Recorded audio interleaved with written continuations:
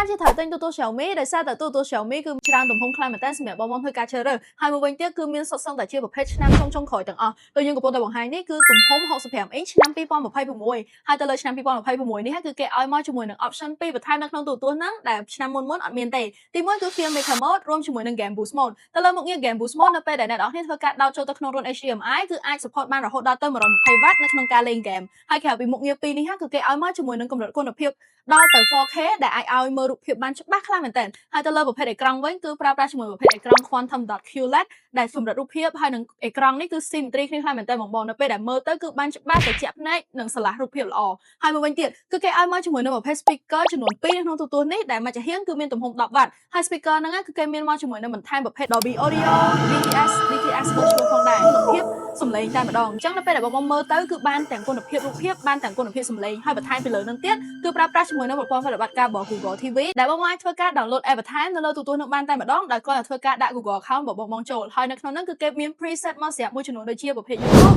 Netflix Prime Video ដែលបងអាចធ្វើការចូលមកគឺមើលបានតែម្ដងហើយមួយវិញទៀតក៏អាចធ្វើការភ្ជាប់ជាមួយ Wi-Fi និង Bluetooth បានផងដែរ option ល្អអញ្ចឹងគឺមាននៅក្នុងទូរទស្សន៍របស់ Xiaomi ហើយបើនិយាយអំពីតម្លៃវិញគឺសមរម្យខ្លាំងមែនតើនិងមានធានា1ឆ្នាំពីក្រុមហ៊ុនផងដែរ